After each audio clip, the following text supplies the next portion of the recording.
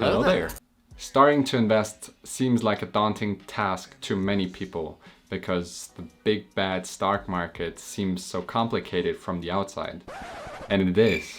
But with the right mindset and just a little bit of simple knowledge, it is nothing to be afraid of, truly. Quite the opposite, actually. Quite frankly, deciding to get started with investing will be one of the best decisions you will ever make in 2021 or whenever you are watching this.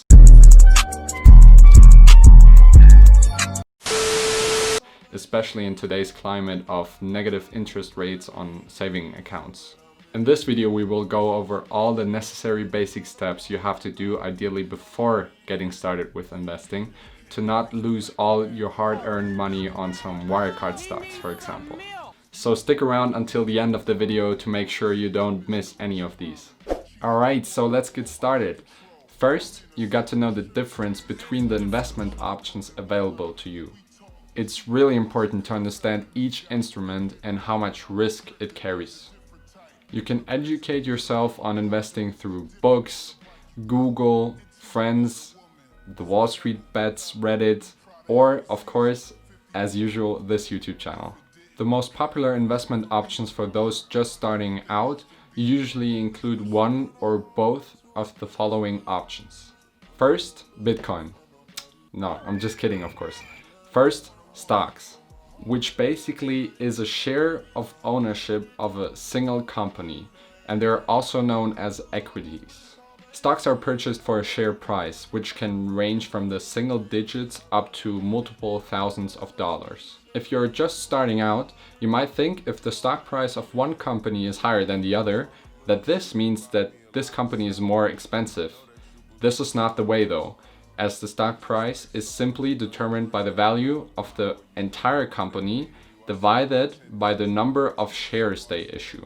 So if two companies have the same value, let's hypothetically say $1 million, and one company decides to issue 100 shares and the other company decides to issue 200 shares, the company with 100 shares issued will have the more expensive stock price. Because you run the risk of losing your entire money when buying individual stocks, as the company can go bankrupt, for example, I would recommend you purchasing ETFs if you're a beginner.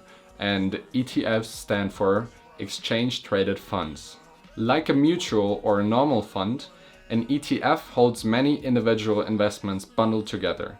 The difference is that ETFs trade throughout the day like a stock and are purchased for a share price.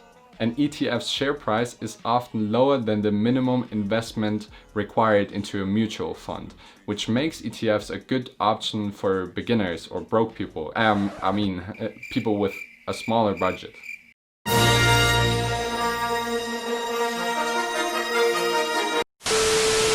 Because there are multiple assets and asset classes in an ETF, they are a popular choice for diversification. You're basically minimizing your risk of your entire investment and money going to zero, because the only way that would happen would be if all companies in that ETF or fund would go extinct and bankrupt like the dinosaurs, or there would be an apocalypse. Through there being less risk though, you're obviously also limiting your upside potential, because not all companies in that fund will do a Tesla. But the market long term has and will always go up, and that has been historically around 8% per year. An ETF can own hundreds or thousands of stocks across various industries that often track an underlying index like the German DAX or the US Dow or the MSCI World. Or it could be isolated to one particular industry, strategy, or sector. Some funds, for example, only focus on US companies, while others have an international outlook. A well-known example, and the one I invest in, so obviously the best one. Are you sure about that? Is S&P 500 ETF. It tracks the S&P 500 index, which contains the biggest 500 companies in the United States. So by buying one share of a S&P 500 ETF, you'll buy a tiny piece of Apple, Amazon, Google, and all these awesome companies from the US. Also really interesting are ETFs that focus solely on trending and important sectors like climate change, but that's a topic for another video. So please let me know if you want to see a video on that. And also let me know if you don't want to see it, because any comment helps the algorithm. There are many other investment vehicles available, obviously, but again, for those just starting out, those are the two I would recommend and are the most popular. Once you know the difference between the available investment options, you can decide how you want to invest and pick an investment strategy. It is important to choose a strategy that suits your financial goals and how much risk you're willing to take. For this, you need to think about how much money you need to reach those goals and what your time horizon for this goal is. Do you want to retire, chill on the beach in Mexico, and sip on some coconut water in 5 years or in 20 years? Huge difference, right? If your savings goal is more than 20 years away, like maybe for example your retirement, almost all of your money can be in stocks, quality stocks that is, as the long time frame allows you to ride out the waves and volatility of the market, because there will always be crashes and also recoveries to new all-time highs. But especially as a beginner, picking specific stocks can be complicated and time-consuming. Remember, you should truly understand what you invest in. So for most beginners and even most people, the best way to invest in stocks is passively through a low-cost index fund or ETF. If you're saving for a short-term goal and you need the money within 5 years, the risk associated with individual stocks means you're better off keeping your money safe in a high-interest savings account, bond, or low-risk investment portfolio. Or if your savings goal, aka the coconut water on the beach of Mexico, is really aggressive, you could always pour all your life savings into some crazy hype stock from Wall Street bets and see some crazy returns and become a billionaire. Of course, always an option as well. But with that, it's just as easy to lose all your money because it's basically like gambling. And it's gone! So I wouldn't really recommend it, but of course, you do you. But now that you have picked your stock investment strategy, you need to set a budget for stock investments. How much you need to invest again depends on your investment goal and when you need to reach it. You do this by considering your time horizon and the amount you need. Then work backwards to break that amount down into monthly or weekly investments. A general guideline to consider though is that you should only invest what you could afford to lose all and still would not cripple you financially. It would cripple you mentally, but at least you would probably still have some money left and hopefully a roof over your head. Similarly though, the amount should be as high as possible so you can reach your goals as fast as possible.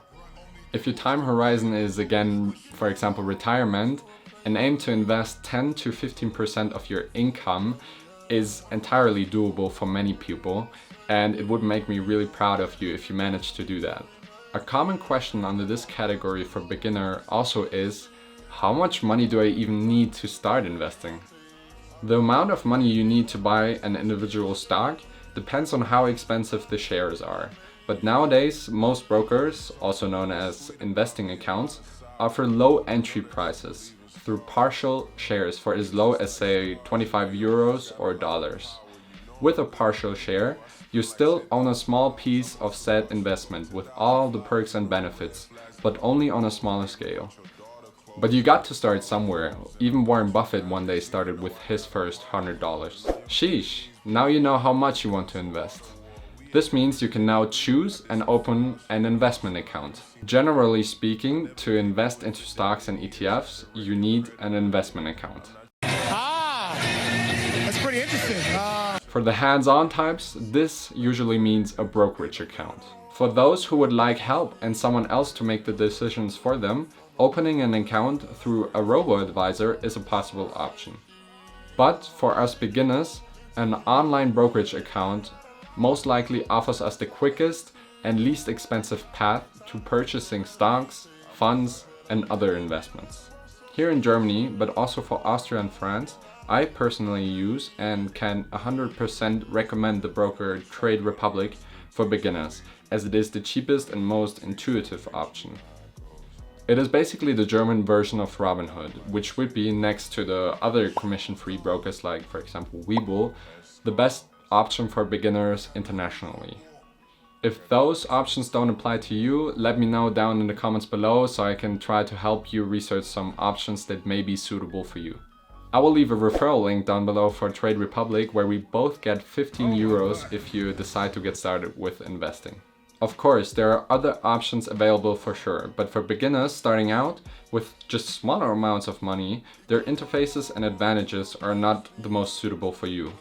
Since you're now with a broker, you can start to research potential stocks and apply what you've learned by buying your first investment. And then you just sit back and enjoy your money working for you. And don't worry if the stock you bought and researched and are confident in for the long term goes down immediately after you buy it. In the long term, quality investments only go up. By the way, for me, it seems like every time I buy an investment, it goes down the next day, so I'm with you on that. While panicking over daily fluctuations of prices won't do much for your portfolio's health, or your mental health for that matter, it is of course necessary to check in on your investments and stocks from time to time. If you follow the steps I laid out in this video to buy ETFs or individual stocks, over time, you will want to revisit your portfolio a few times a year to make sure it's still in line with your investment goals. But yeah, congrats, you're now an investor. Feels good, doesn't it? Does it feel good? And don't worry if you still feel nervous about investing. Over time, you will just gain more experience and become more comfortable investing into the market. But now you already have the step that most people never dare to do behind you. So congrats again on the possibly best decision of your life. If you enjoyed this content, please let me know by giving a like to the video and joining the movement by subscribing to this channel. I regularly post videos with a lighthearted take on ways to increase your financial IQ, self-development and also lifestyle improvement. If you want to, you can contact me on pretty much all socials at Benny Springer, and I would be very glad to hear from some of you over there. I truly appreciate the support a lot, and with that being said, I'm out. Peace. Hello there. Oh my god. Oh my god, he on X Games mode.